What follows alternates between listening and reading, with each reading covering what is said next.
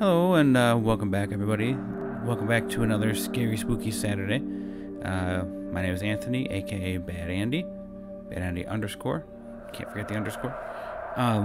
Today we're going to be reading another creepypasta. It's going to be found on, the last few of them I found on the Some Ordinary Gamers fandom page.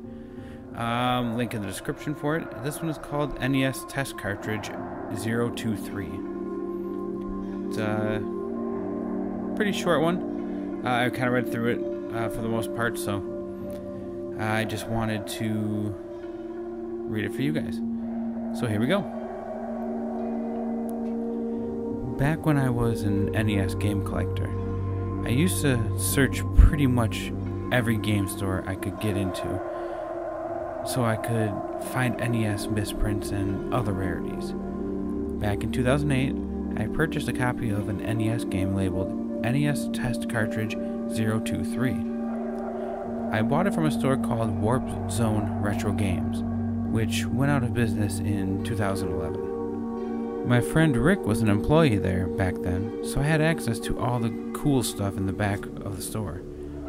I found a game in a lone box in the corner of the back room, which was slightly torn from boxes being stacked on top of it.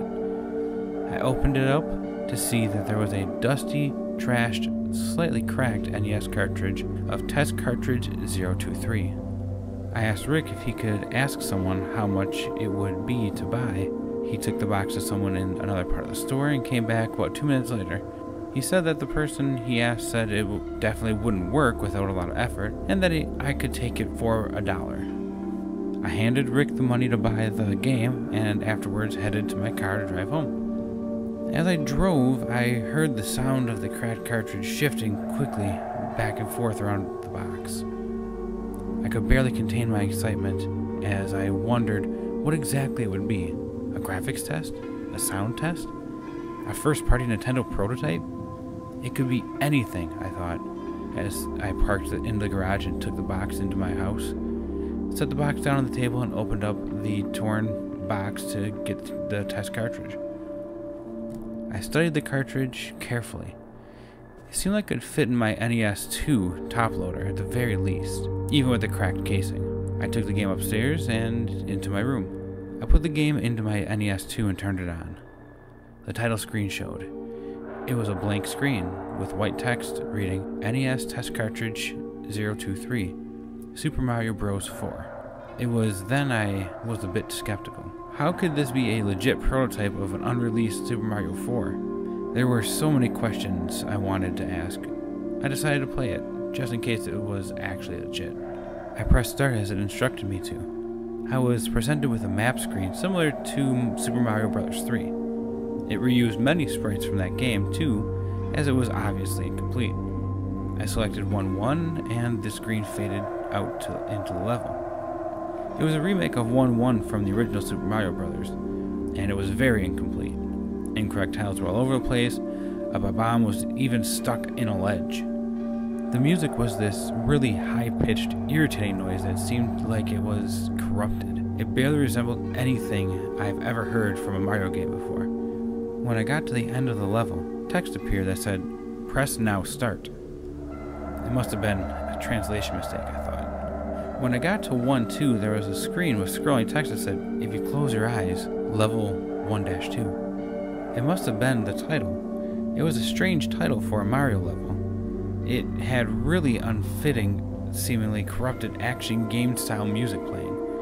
When I got to the middle of the level, a face similar to Phanto from Mario 2 showed up from out of the bottomless cliff. Hands extended out of it, and I tried to get away from it to find a power-up. It ran at me quickly, and I realized maybe the title was a hint on how to make the face enemy go away.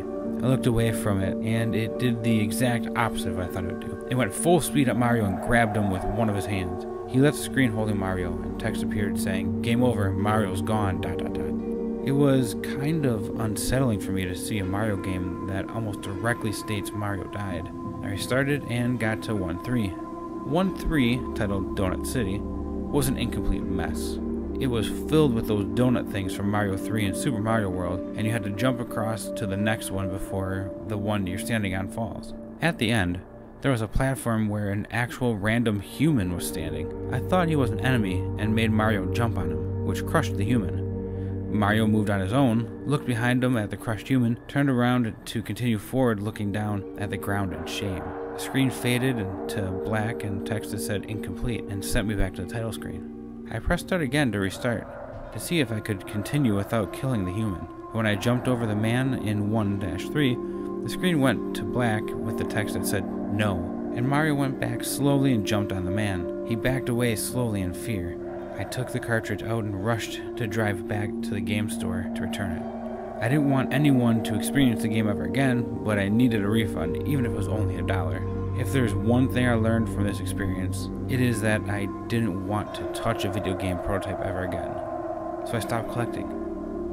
You can't escape from test cartridge 023. Never. Alright, so that was NES test cartridge 023. Short, I think.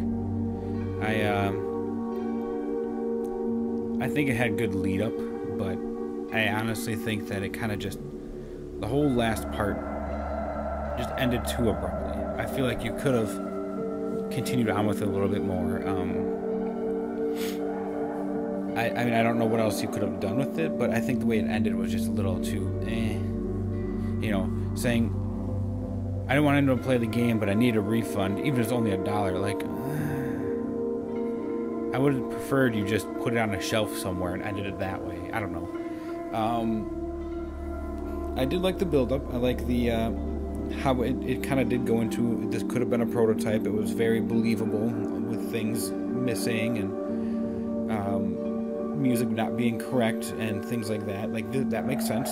That does make sense to me. That could be an early prototype. But, sirens in the background. But, it's just, it kind of, even like having Mario jump on someone and, you know, okay, fine, maybe it's a haunted game or something like that, like, going with some of the cliches. But then it's just like, it just stops. It's like, oh, well, this happened, and now I'm done. Well, like, I don't know. Something rubbed me the wrong way about the ending. I think that's really it. I think that's really saving it from having a higher score. But, I mean, honestly, with it being so short and with the ending being so rushed, I would give it probably a good, like, 6 or 7 out of 10.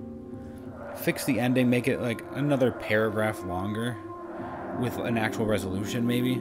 And I'd probably give it, like, an 8. Just from a technical standpoint, this is very believable. So, it's not, you know, there wasn't human guts spewing out of the cracked cartridge, and, you know, the devil didn't, you know, come out of a weird pentagram in the game and possess someone. You know, something weird like that didn't happen. It was just very down to earth. These are the ones that I like the most.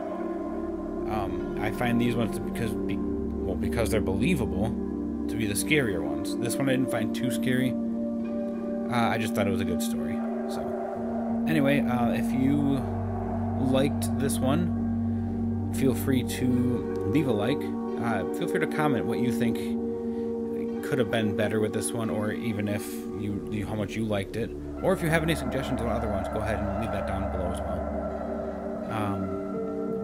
Also, make sure to hit that like button. Like I said before, hit subscribe, ring the bell. You'll be getting some of these every Saturday. I'm trying to make Scary Spooky Saturday a thing, so pass it on. Anyway, this has been BadAndy_, and talk to you later.